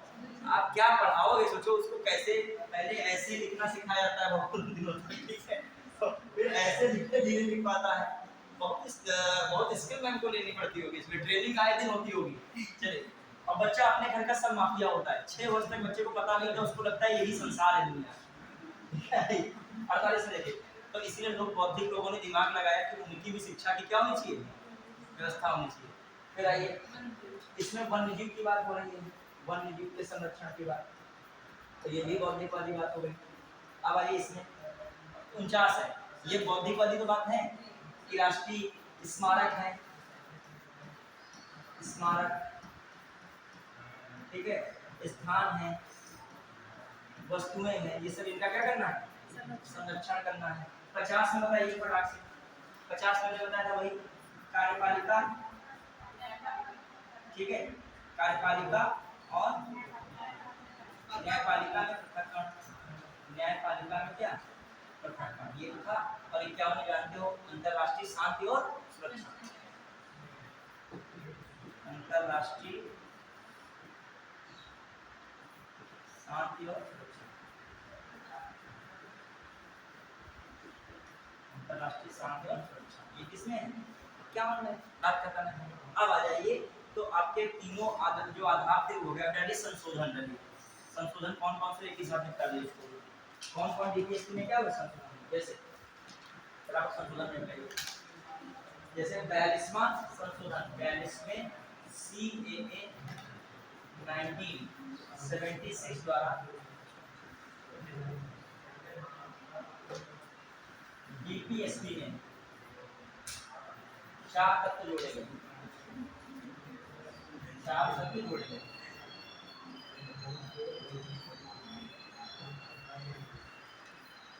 ठीक है, 4 तत्व जोड़े गए। अब आइए पहला तत्व कौन सा है, 4 तत्व जोड़े गए। अब पहला तत्व क्या है, मैंने बताया था कौन सा तत्व जोड़ लीजिएगा। सबसे पहला 38 में कौन जोड़ा गया था, आय प्रतिष्ठा सुविधा की असमानता को कम करना। ठीक है, हम एक ही साथ लिखा है समझ जाइएगा, ये किसमें है 38 में। ठीक है, आय हो गया, सुविधा प्रतिष्ठा, आय है, सुविधा है, प्रतिष्ठा की असमानता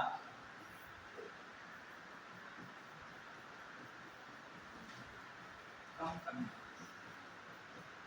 ठीक है, दूसरा पॉइंट है इससे कौन और दूसरा विभाग कौन सा आर्टिकल है, आर्टिकल 38, कौन सा आर्टिकल, आर्टिकल 38।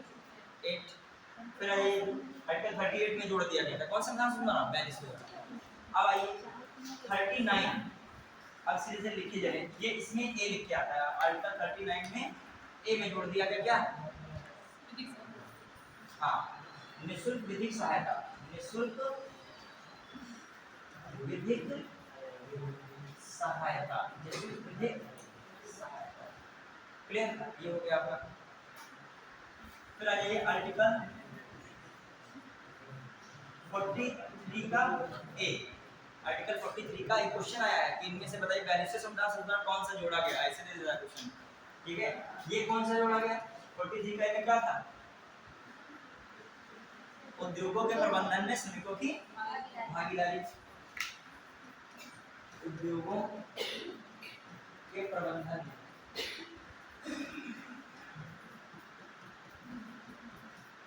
दूसरा है ये, ठीक है।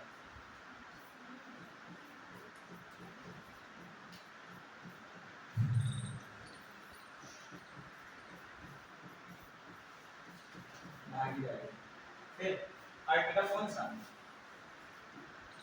48 का ए, इसमें क्या है वन्यजीव संरक्षण की बात है। इसमें वन्यजीव संरक्षण की बात इसमें सर वन्यजीव संरक्षण की बात किसमें हो रही है? वन्यजीव संरक्षण किसमें जोड़ दिया गया?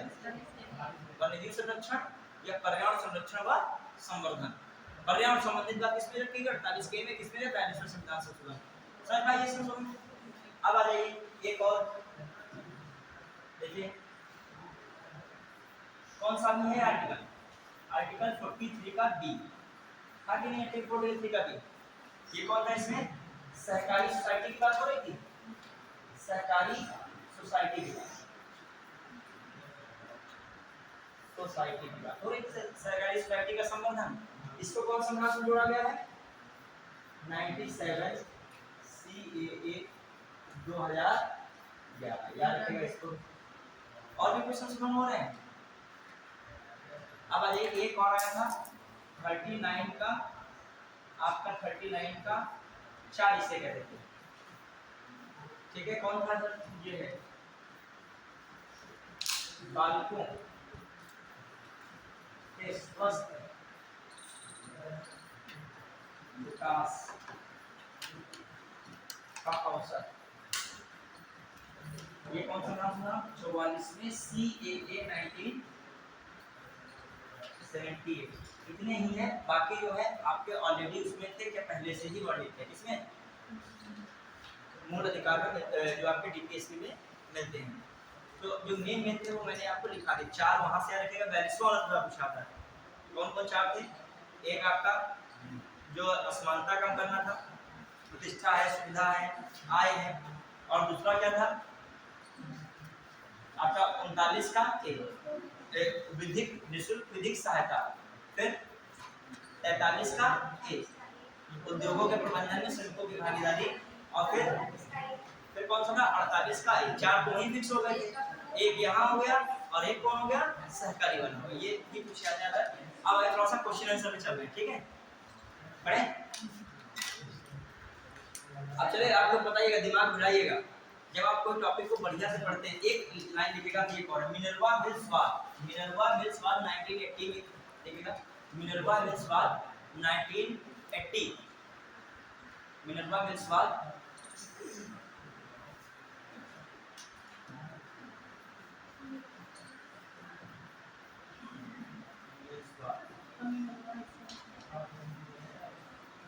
बात 1980 सुप्रीम कोर्ट ने कहा था। सुप्रीम कोर्ट ने क्या कहा कि आर्टिकल 39 का ख मतलब बी व आर्टिकल 39 का सी गा को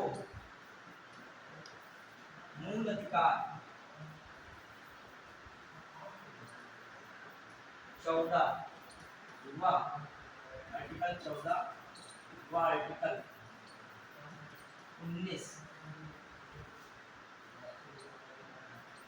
पर प्राथमिकता को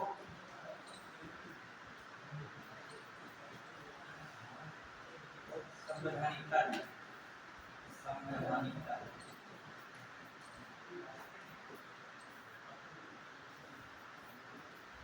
मतलब समझना, ये क्वेश्चन भी आया हुआ है कि मिनर्वा में सवाल हुआ था। उसने कहा था कि आर्टिकल 39 का कौन है? खा है, बी है, और ये कौन है? सी है। तो मूल अधिकार 14 और 19 पर प्राथमिकता को क्या दी थी? संवैधानिकता दी।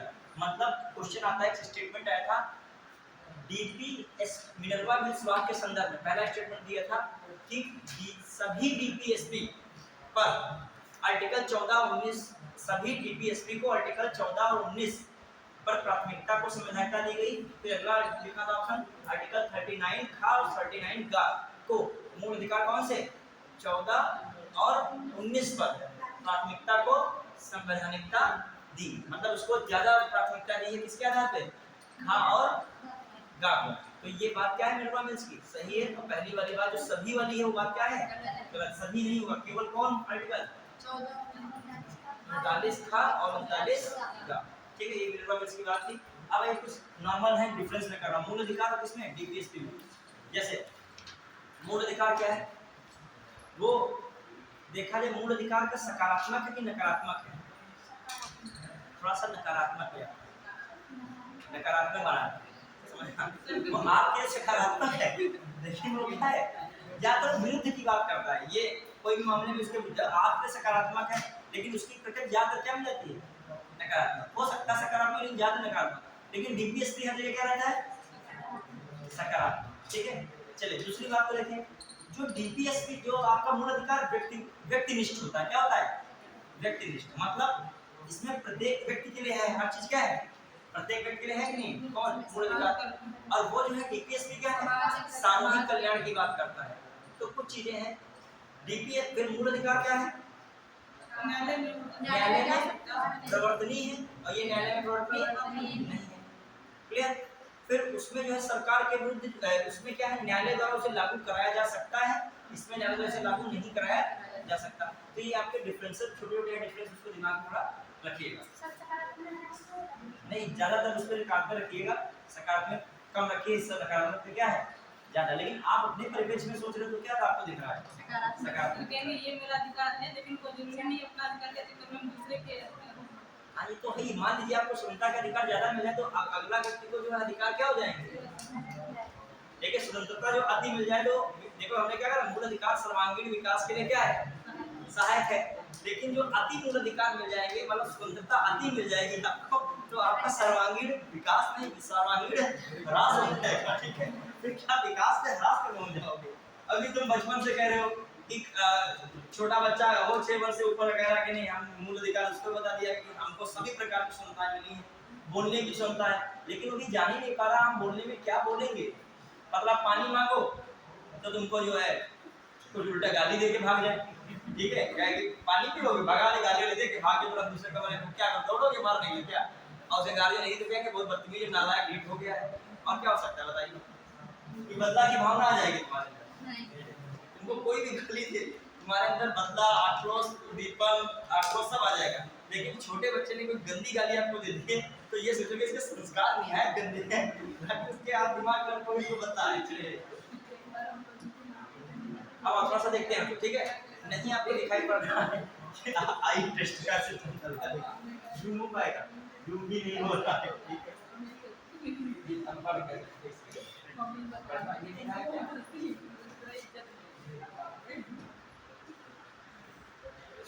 हाँ देखो बात दिख रहा है। ठीक है, चलिए आगे।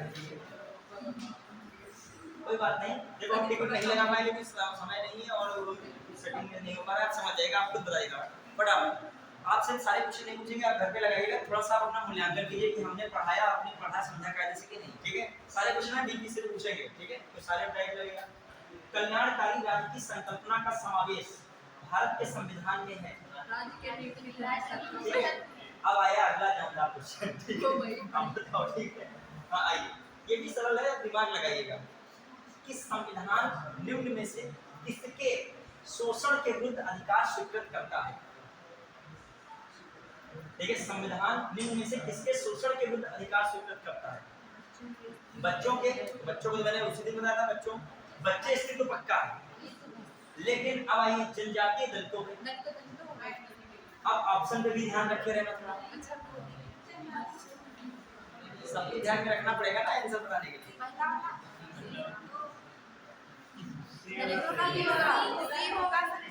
ठीक है, कौन है आर्टिकल? ये कौन सा है? ऑप्शन सी है। देखो, दलित वर्ड संविधान में कहीं नहीं होता है, ध्यान दीजिएगा। जनजातीय वर्ड जो है ये क्या होता है? ये होता है। कौन सा जो है अनुसूची जो है जनजातियों के प्रशासन संबंधित है? 5 भी तो है और 6 भी है। ठीक है, 5 में आपके कौन से राज्य बचे? असम है, मेघालय। अब आइए, जो जनजातीय क्षेत्र है उसे घोषित कौन करता है? जनजातीय क्षेत्र सूचना कौन घोषित करता है? आदेश कौन देता है? राष्ट्रपति देता है। कौन देता है? किसकी सिफारिश करती है? क्वेश्चन आते हैं इसमें राज्यपाल का, कुछ राज्य का राज्यपाल सिफारिश करता है तब राष्ट्र को क्या करता है घोषित करता है। किस आर्टिकल में है 244 का एक कहता है इसमें, ठीक है। और जनजाति क्षेत्रों की कुछ अलग व्यवस्था होती है, वहां पर कोई गैर जनजाति व्यक्ति वहां जमीन नहीं खरीद सकता है, वहां पर कोई निजी कंपनी या राज्य खुद चाहे वहां की जमीनों में उत्खनन इत्यादि बहुत बड़े स्तर पर कंपनी इत्यादि नहीं डाल सकती, कोई प्लांट ऐसे नहीं डाल सकती। उसके लिए बहुत सारे जो है कानूनी प्रावधान बने हुए हैं, जब उनको पूरा करते हैं तभी कुछ हो सकता है, ठीक है। चलिए अगला, तो यहाँ पे जनजातीय वर्ग इसमें सूची 5 और 6 में यूज हो रहा है और इसमें भी कहीं यूज हुआ है। आर्टिकल कौन सा में यूज कर रहा था वहाँ पे 46, वहाँ दलित ने यूज नहीं हुआ था, एससी और एसटी यूज हुआ था, क्लियर। तो ये कौन हो गया 1 2 3, क्लियर। आइएगा, अच्छा एक स्टेटमेंट लिख लीजिए आप, कॉपी में इसको लिखिएगा। राज्य के नीति में सिद्धांत कुछ लिखा भी करे, क्वेश्चन वाला ढूंढे नहीं मिल रहा होगा, कहाँ इधर चला गया। राज्य के ये डीपीएसपी लिखे सर, डीपीएसपी एक ऐसा चेक है, लिखेगा डीपीएसपी एक ऐसा चेक है जो बैंक की सुविधा अनुसार अदा किया था। डीपीएसपी एक ऐसा चेक है, लिख लो इसको, काम आएगा नोट्स में, एक बार देखोगे सारी चीजें आ जाएंगी। डीपीएसपी एक ऐसा चेक है, थोड़ा लिख लीजिए जल्दी से, एक ऐसा चेक है जो बैंक की सुविधा अनुसार अदा किया था, जो बैंक की सुविधा अनुसार अदा किया जाता है। डीपीएसपी एक ऐसा चेक है जो बैंक की सुविधा अनुसार अदा किया जाता है, जो बैंक की, ठीक है। और आगे डैश लगा के लिखेगा केटी साहब, ठीक है। किसने कहा था ये केटी साहब, ठीक है, केटी साहब। अब आइए, अब जब आपकी परीक्षा हो रही है, अगली परीक्षा चल रही है, ठीक है, और उल्टा पुल्टा है ना मूल अधिकार भी आप पढ़े बैठे हो, ठीक है। तो अब आइए, ये आया था यूपीएससी 2007 में, कभी मुख्य परीक्षा ऑप्शन में होती थी। हाँ, जो ऑप्शन में मुख्य परीक्षा होती तो इसमें बहुत लोग भी होने के चांसेस जल्दी आते हैं। जब से हमने पीसीएस देना शुरू किया मुख्य परीक्षा, तब से आप हमें क्या मिल रही थी, लिखित ही मिली है, ठीक है। हाँ आइए, निम्नलिखित में से कौन से राज्य के नीति तत्वों में से शामिल है, डीपीएसपी में शामिल है, कौन है। अब आइए, मानव के दुर्व्यापार और बलात्कार का प्रतिषेध डीपीएसपी में शामिल है। ये किसमें शामिल था, कौन से आर्टिकल में, तो ये वाला तो किस्सा खत्म। फिर अगला, मादक पेय और स्वास्थ्य के लिए हानिकारक औषधियों के औषधि प्रयोजन से भिन्न, मतलब उनको छोड़कर उपयोग का क्या, ये किसमें डीपी, कौन सा विकल्प सही होता है, केवल, क्लियर। थोड़ा सोच में लगाइए, अंदर में लगाइए, वो लगे ये भी सही है, वो सोच रहा होगा उसको, इसमें आप भी आ रहा होगा, ठीक है। निम्नलिखित में से कौन सा राज्य के डीपीएसपी में नहीं कर रहा हो, क्या नहीं है इसमें से, अपराधों के लिए दोष सिद्धि के संबंध में संरक्षण, ये तो किसमें था, एफडी में था, जो आपका एफआर में था, कौन से नंबर पे था ये 20, ठीक है। फिर आइए, प्राण और धनसंपदा का संरक्षण 21, फिर अल्पसंख्यक वर्गों के हितों का संरक्षण 29, रिवाइज कीजिए पढ़िए। आइए, पुरुषों और स्त्रियों का समान कार्य के लिए समान वेतन क्या है, तो कौन सा विकल्प लगाते हैं, तो और ये किसमें था 39 का डी, 39 के डी हिस्से में ये, ठीक है। फिर आइए, अब बताओ डीपीएसपी के सिद्धांतों में किसके बारे में संविधान शांत है, बताइए। तो सबका IQ लेवल अलग अलग होता है बच्चों,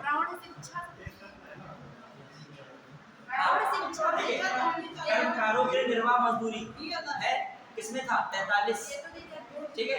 फिर आइए, गरीबों को निःशुल्क सहायता 39 का ए, फिर बालकों की प्रारंभिक शिक्षा जब तक वो 6 वर्ष की आयु प्राप्त न करने, ठीक है, तो ये भी था 45, ठीक है। तो कॉमन सी बात है, प्रौढ़ शिक्षा ये नहीं था, ठीक है। जो एलिमिनेशन मेथड से कहते हैं, पहले जो आते हो वो हटाते जाइए, क्लियर।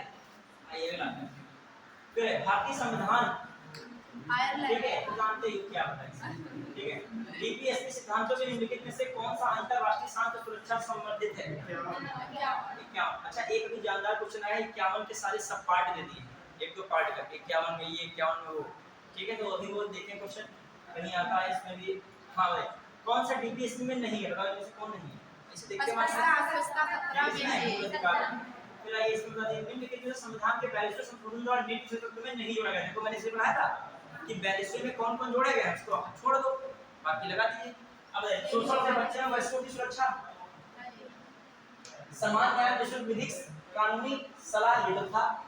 फिर आइए, अब देखो इसमें समान आचार संहिता, तो एक साथ देखा जाए समान आचार संहिता। अब देखो मान लीजिए आपको जोड़ा गया है, नहीं जोड़ा गया तो 78 जोड़ा गया मतलब 44 से। लेकिन एक चीज बताओ, समान आचार संहिता को किसी से जोड़ा ही नहीं गया। ये क्या था? संविधान में मूल रूप से था, ये मूल संविधान था, उसी में कौन था? समान आचार संहिता। तो कौन ऑप्शन हो गया? सही ऑप्शन हो गया। जो कल की क्लास आराम से पढ़े होंगे आज उनको बहुत मजा आ रहा होगा क्वेश्चन करने में, और जो कल से जो नहीं पढ़े होंगे तो उनके दिमाग को हज पता है पढ़ाई एक ऐसी प्रक्रिया है ना, ये टुकड़ों में नहीं होती है, ये सतत प्रक्रिया है। आप मूल अधिकार में पढ़ा होना चाहिए आपको। अब आज जो पढ़ा होगा वो अब कल में जो है अच्छा रहेगा उसका, जो भी मतलब जब आगे क्लास रहेगा। चले, संविधान में मौलिक कर्तव्यों को कब सम्मिलित किया गया? 76, 79, 75 का। अच्छा मौलिक कर्तव्य की बात आई है, मौलिक कर्तव्य कब पे आएगा? फिलहाल बताया कि 1976 में शामिल किया गया था। कब किया गया? आ गया तो क्वेश्चन कोई बात। अब आइए आगे बताइए क्वेश्चन, संविधान की किस अनुच्छेद का उद्योगों के प्रबंधन में कर्मकारों की भागीदारी का प्रावधान किया गया? कौन है? जरा भी कंफ्यूजन नहीं होना, कुछ लोग यहीं पे कंफ्यूजन करता है सर जैसे ये होता प्रैक्टिस का खेल, वहां मतलब 43 उनको लगने लगेगा, लेकिन कौन है 43 का? ठीक है गिराइए। और निम्नलिखित में से कौन एक डीपीएसपी तत्व नहीं है? आप बताओ। अब उसने अलग अलग करके लिख दिया, डीपीएसपी तत्व नहीं है। मध्य निषेध है, गो संरक्षण है, पर्यावरण संरक्षण भी है, 14 वर्ष की आयु तक के बच्चों को निःशुल्क शिक्षा। ये तभी था लेकिन चेंज कर दिया गया। कौन सा संविधान संशोधन हुआ? 86। ठीक है, फिर आइए निम्न में से कौन राज्य के नीति सिद्धांतों में सम्मिलित नहीं है? कौन सम्मिलित? मध्य निषेध, समान का सूचना का अधिकार, तो अधिनियम है 2005। सूचना का अधिकार क्या है? 2005 का अधिनियम। अब बताओ इसमें बहुत अच्छा क्वेश्चन है, यही क्वेश्चन का इंतजार होता ही है। जो सरल सरल होता है तो तुम खुश करते हैं कि लिए अपने में खुश हो जाओ, रिवाइज हो जाए बस, लेकिन अच्छे क्वेश्चन से रैंक जिनसे बनती है यही सब। अब आइए भारत के संविधान के संदर्भ में निम्नलिखित कथनों पर विचार कीजिए। मूल अधिकार, मूल कर्तव्य, राज्य के विभेदक तत्व। फिर लिखा है भारत सरकार द्वारा आरंभ किए गए राष्ट्रीय सामाजिक सहायता कार्यक्रम में भारत के संविधान के उपयुक्त उपबंधों में से कौन से पूरे होते हैं? मतलब भारत सरकार द्वारा राष्ट्रीय सामाजिक सहायता कार्यक्रम में भारत के संविधान के उपयुक्त उपबंधों में से कौन से क्या इनमें से पूरे होते हैं? मतलब ये कार्यक्रम सरकार चलाएगी तो इनमें से कौन से उपबंध जो है वो पूरे हो जाएंगे?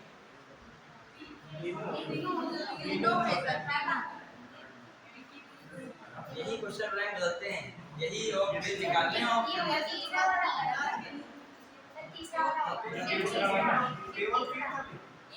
केवल 3 को बता रहा है, केवल 3 हाँ केवल 3 तो बच्चों ध्यान रखिएगा, क्योंकि सामाजिक सहायता कार्यक्रम सरकार की नीति और क्या है? वो योजना है, और नीति योजना में मूल अधिकार का क्या काम है? मूल अधिकार आपके लिए, देखो मूल अधिकार सरकार के लिए नहीं, मूल अधिकार किसके लिए आता है? व्यक्ति के लिए है, नागरिकों के लिए। तो सामाजिक कार्यक्रम में मूल अधिकार का क्या काम है? समझ रहे? और ये मौलिक कर्तव्य भी नागरिकों के लिए है, तो उसमें भी सरकार का मौलिक कर्तव्य, जो आपके कर्तव्य है वो तो किसके लिए है? हमारे लिए है। ये करें वो करें, सरकार नहीं है। सरकार के लिए कौन बता रहा है, दिशा निर्देश दे रहा है?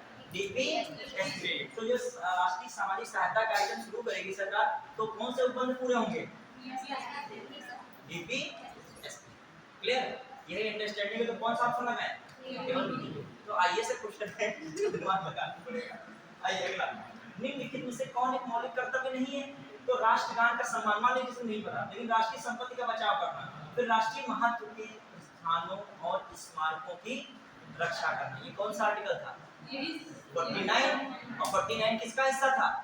डीपीएसपी का। तो इसका यही मौलिक कर्तव्य नहीं, हमारे मौलिक कर्तव्य तुम्हें कंफ्यूज हो तो ये तो पता है ये क्या है? डीपीएसपी। इसका मतलब ये मौलिक कर्तव्य नहीं होगा। क्लियर?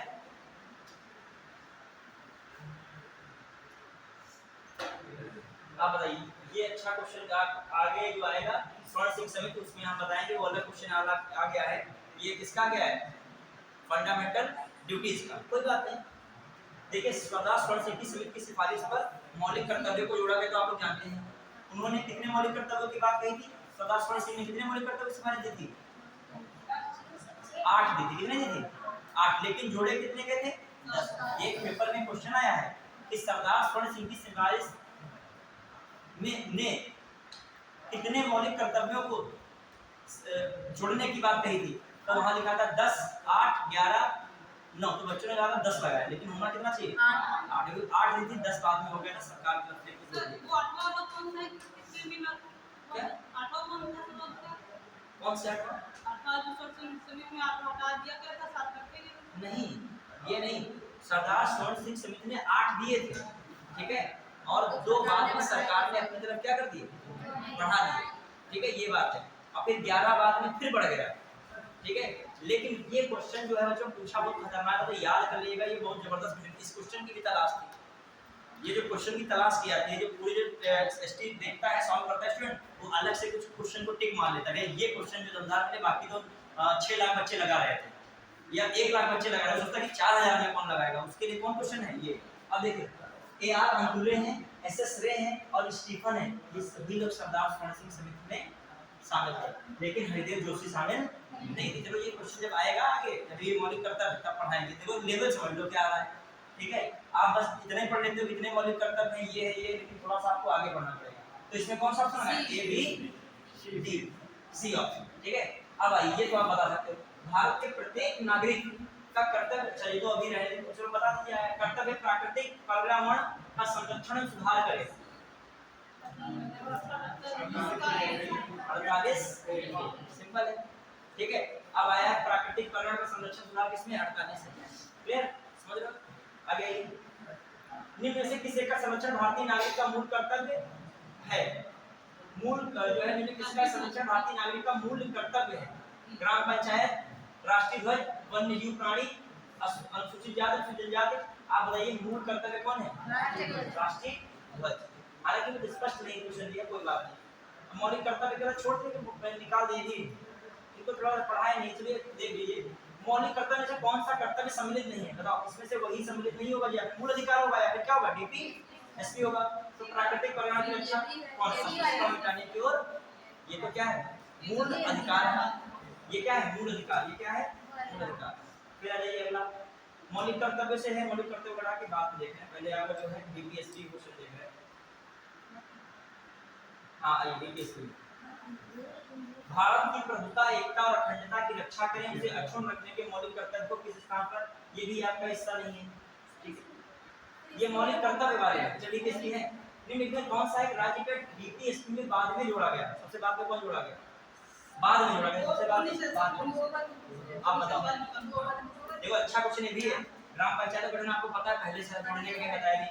मुफ्त कानूनी सहायता, एक ये जोड़ा जा रहा है, ये गोवध वाला कहाँ छोड़ दिया तुमने, कौन सा क्वेश्चन है बताइए, अच्छा क्वेश्चन है ये सर। आरो यार 14 में निम्नलिखित में से कौन सा एक राज्य का DPSP सिद्धांत संविधान में बाद में जोड़ा गया।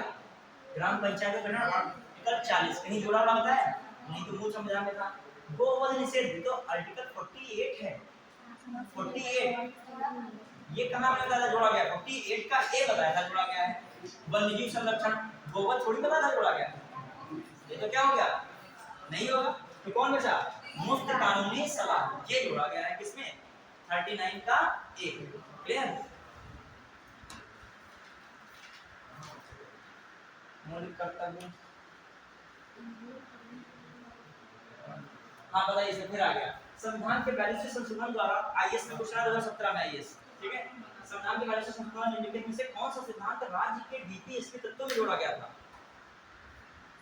पुरुष और स्त्री दोनों के समान कार्य का समान वेतन, ये कहीं नहीं मैंने बताया जोड़ा गया, कहीं बताया जोड़ा गया नहीं।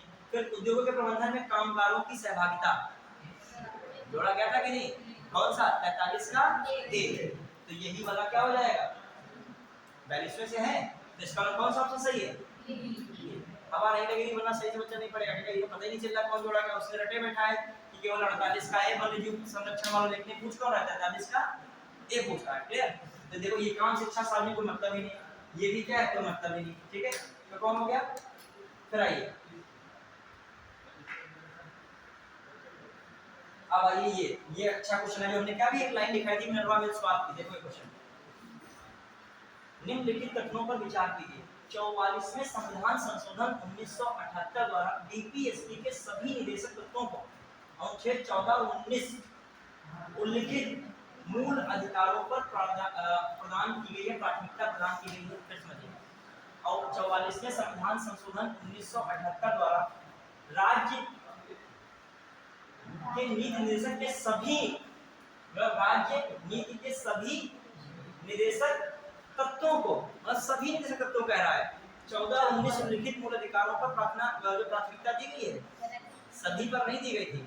ठीक है, फिर आइए मिनर्वा के सवाल 1980 के निर्णय में उच्चतम न्यायालय ने यह व्यवस्था दी कि केवल अनुच्छेद ख और ग में उल्लिखित जो डीपीएसपी तत्वों को अनुच्छेद 14 और 15 में उल्लिखित मूल अधिकारों पर क्या दी गई है, प्राथमिकता को संवैधानिकता या संवैधानिक है दी गई है। क्लियर?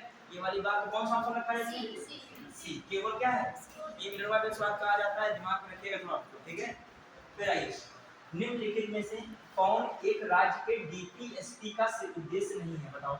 एक कल्याणकारी राज्य की स्थापना करना तो है, फिर सामाजिक आर्थिक न्याय को सुनिश्चित करना है, फिर एक धार्मिक राज्य की स्थापना करना नहीं है, डीपीएसपी बताया धार्मिक राज्य की स्थापना करना, तो ये वाला नहीं। फिर आइए निम्नलिखित में से डीपीएसपी पहचानिए, 2002 में आया था ये। मद्य निषेध है, अब बताओ इनमें से डीपीएसपी पहचानो, कौन है डीपीएसपी? मद्य निषेध है, डीपीएसपी पहचानो। फिर फैक्ट्रियों खानों में बात सुनो, नहीं 24। बेकार अथवा बलात्कार नहीं, फिर कौन सा है 23। अस्पृश्यता निषेध नहीं, तो कौन बचा? केवल केवल क्या होना चाहिए ऑप्शन? तो यह केवल है सी ऑप्शन, क्या है? केवल ए। निम्नलिखित में भारतीय संविधान के मौलिक कर्तव्य में सम्मिलित नहीं है। ग्राम पंचायतों के गठन में क्या करना, ये किसमें आ जाएगा? डीपीएसपी में। ये भी लोग आ गए हैं। अब बताइए क्वेश्चन अच्छा है, देखिए बहुत अच्छा क्वेश्चन, यही लगभग आईएएस में समीक्षा देखा जो 23 में से तरीके का रिपीटेशन किया गया था। दो ही सेंटेंस वाले आपके पीसीएस वगैरह में कुछ ज्यादा आते हैं। राज्य के डीपीएसपी के बारे में लिखित तथ्यों को विचार कीजिए। ये तत्व देश के सामाजिक आर्थिक लोकतंत्र की व्याख्या करते हैं, करते हैं कि नहीं? सामाजिक आर्थिक लोकतंत्र बार-बार हमने बोला है, क्वेश्चन कर लिखा है कैसे, तो करते हैं कि नहीं?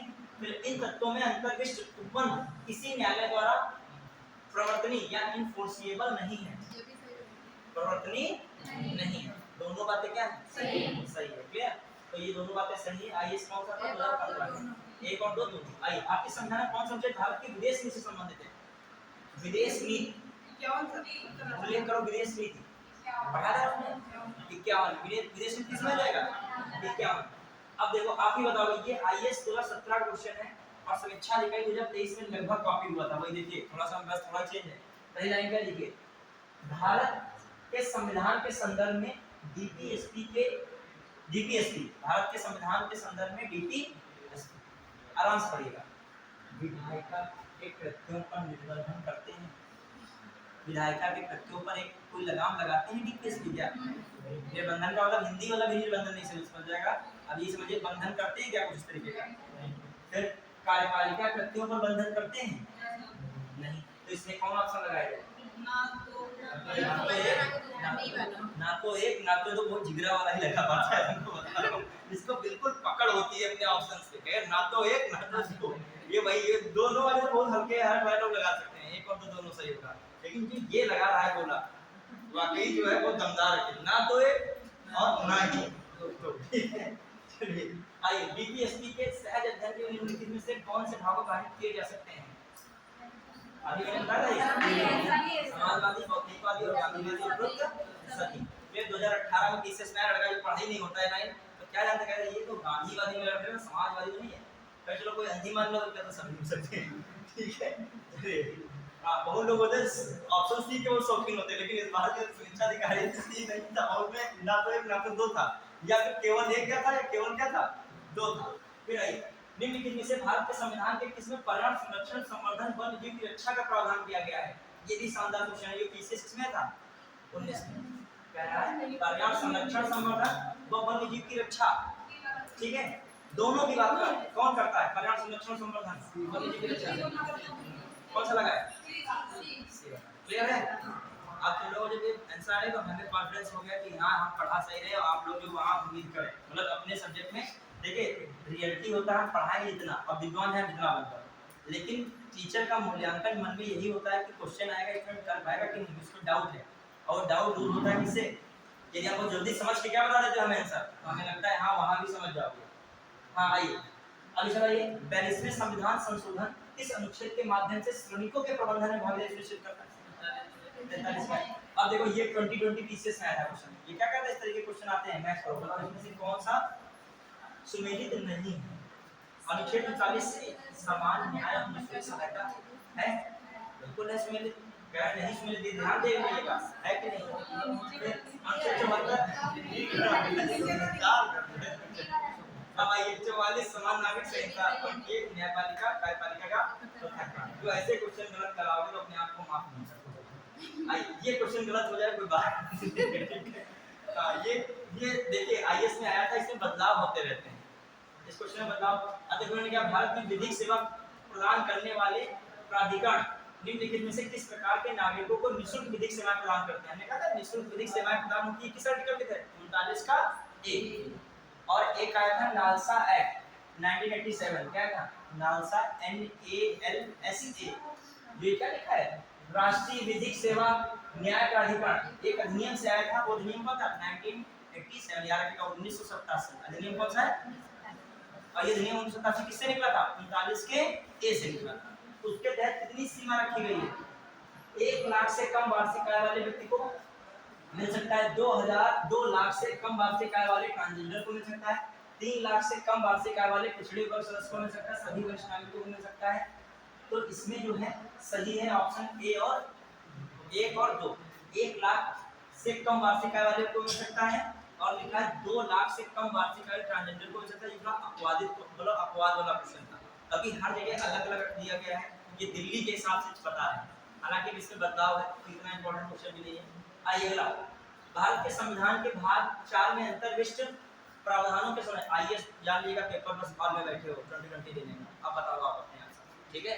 बस वहां के और यहाँ में अंतर है, बस क्वेश्चन यही सेम होता वहां।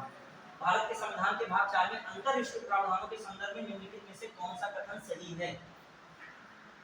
आईएएस 2020 में आया क्वेश्चन है, वे न्यायालय द्वारा प्रवर्तनीय होंगे, ठीक है, वे किसी भी न्यायालय द्वारा प्रवर्तनीय नहीं होंगे, ठीक है। फिर इस भाग में अधिकृत सिद्धांत राज्य के द्वारा कानून बनाने को प्रभावित करेंगे, तो कौन सा ऑप्शन, कौन सा ऑप्शन हो जाएगा, तो डी वाला है। तो आपके अंदर क्षमता आईएएस क्वेश्चन सॉल्व करने की है, आप नहीं कह रहे, ये कौन कह रहा है, हमने थोड़ी कोई बनाया क्वेश्चन। इसका 2 और 3 बिल्कुल क्या है सही, आप मतलब समझ रहे हो दिशा आपकी सही है। देखिए जो है अंतरिक्ष प्रावधानों के संदर्भ वे न्यायालय द्वारा प्रवर्तनीय होंगे, तो पक्का ही गलत कर दो, न्यायालय प्रवर्तनीय कोई है ही नहीं। फिर वे किसी भी न्यायालय द्वारा प्रवर्तनीय नहीं होंगे, बिल्कुल किसी न्यायालय प्रवर्तनीय नहीं होंगे। फिर आइए, इस भाग में अधिकृत सिद्धांत राज्य के द्वारा कानून बनाने को प्रभावित करेंगे। आप देखो कुछ बच्चे 2 पे फंस जाते हैं, लेकिन जो पूरा कायदे से पढ़ा है, मैंने कहा कि कानून जो बनाएंगे उसको किसको ध्यान में रखना पड़ेगा, सरकार को, डीपीएस जो इस चीज को ध्यान जानता होगा वो जरूरी इस लाइन को लगाता है। इस भाग में अधिकृत सिद्धांत राज्य के द्वारा कानून बनाने को क्या करेंगे, प्रभावित करेंगे। तो कौन ऑप्शन हो गया, 2 और 3। अब बताइए इसमें क्या हो सकता है, ये भी 2020 आईएएस में आया था क्वेश्चन, किन सरल है मुझे लग रहा है, जानते हो कौन से कार्यपालिका से प्रकरण के साथ स्थित है, डीपीएस का भी बहुत सरल देते हैं। आइए निम्नलिखित में राज्य शब्द का, राज्य शब्द तो अब पूरे करेगा आप, ठीक है मैं पढ़ रहा हूँ। निम्नलिखित में से कौन सा शब्द राज्य शब्द को सर्वोत्तम रूप से परिभाषित करता है। यहाँ थोड़ा सा अलग राज्य के बारे में चर्चा की गई, वो राज्य नहीं कहा गया जो भाग 3 और भाग 4 है, ठीक है। इसमें देखो क्या लिखा, व्यक्तियों का एक ऐसा समुदाय जो बिना किसी बाह्य नियंत्रण के एक निश्चित भूभाग में स्थायी रूप से क्या रहता है, निवास करता है। बिना किसी बाह्य नियंत्रण के एक निश्चित भूभाग में क्या रहता है, स्थायी रूप से क्या करता है, निवास करता है, और जिसकी एक संगठित क्या होती है, सरकार। राज्य में हमेशा सरकार जरूर रहती है, ठीक है, लोकतांत्रिक हो या तानाशाही सरकार जरूर रहेगी। ये बात लगभग सही ही कर रहा है, लेकिन अगला पढ़ते हैं, एक निश्चित भूभाग के राजनीतिक रूप से संगठित लोग, राजनीतिक रूप से संगठित लोग, क्या हर व्यक्ति राजनीतिक रूप से संगठित लोग होगा वहाँ। फिर तो जो स्वयं शासन करने, कानून व्यवस्था को बनाए रखने का, अन्य नैसर्गिक अधिकारों की रक्षा करने का, अपनी जीविका के साधन को सुरक्षित रखने का अधिकार रखते हैं। फिर बहुत से व्यक्ति जो एक निश्चित विभाग में बहुत लंबे समय से अपनी संस्कृति परंपरा शासन व्यवस्था के साथ रहते हैं, एक निश्चित विभाग। अब आइए मेन जो इसमें हमें दिख रहा है कौन सा है, एक संगठित सरकार। राज्य में हमेशा कार्यपालिका और विधायिका से संबंध वाली क्या होती है, सरकार होती है। एक संघ की होती सरकार है, एक कौन होती है, राज्य की। तो ये वाला सबसे एप्रोप्रिएट क्या है मुझे ऐसा लग रहा है, तो ऑप्शन ए इज राइट। तो भारतीय संविधान के अंतर्गत धन का संकेतन आईएएस 21 में आया, बताइए भारतीय संविधान के अंतर्गत धन का संकेंद्रण या केंद्रीकरण किसका उल्लंघन करता है? किसका करता है? समानता का अधिकार का, राज्य की निजी को समता का अधिकार, कल्याण की आवश्यकता। बताइए समझिएगा आराम से। भारतीय संविधान के अंतर्गत धन का केंद्रीकरण किसका उल्लंघन करता है?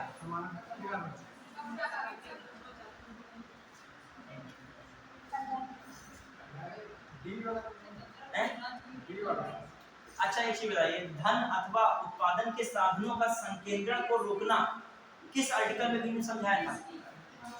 39 का सी था। 39 का सी, 39 का सी किसमें आता है? तो बताओ ये इसका क्या होगा आंसर? कौन सा होगा? बी ऑप्शन होगा। काहे इतना भटक रहे हो कि समानता स्वतंत्रता कहाँ कौन सा लगा दी? कोई कल्याण बता रहा है, कोई स्वतंत्रता का बता रहा है, कोई समता का, सीधा मतलब छोड़ दे एक। ठीक है, फिर भारतीय संविधान के अंतर्गत निम्नलिखित में पीसीएस लायक क्वेश्चन से करने मौलिक कर्तव्य नहीं है। तो आम चुनाव में मतदान करना कोई मौलिक कर्तव्य नहीं है। और लास्ट में चलते चलते ये क्वेश्चन नंबर 21 में आया, पीसीएस बता दीजिए। न्यायपालिका कार्यपालिका प्रकरण 50 है। अनुसूचित जाति अनुसूचित जनजातियों के शैक्षिक का आर्थिक हितों के विरुद्ध 46 हो सकता है कि नहीं? बिल्कुल हो सकता है। ठीक है, 45 और 46 में वो लोग कंफ्यूज हो जाते हैं। फिर सहकारी सोसाइटी का संवर्धन 43 ए है, 43 का बी है। ठीक है, फिर ग्राम पंचायत गठन और नहीं यही गलत था, यही गलत हो गया, बाकी 40 सही है। क्लियर? तो ये सब हमने लगभग क्वेश्चन करा दिए, आप उसमें देख लीजिएगा। तो पूरा मतलब ए टू जेड आपका मेंस का डिग्री दिखाया और ये आपको प्रीलिम्स और आईएएस के पीछे से सारे क्वेश्चन सॉल्व करने की क्षमता आपने विकसित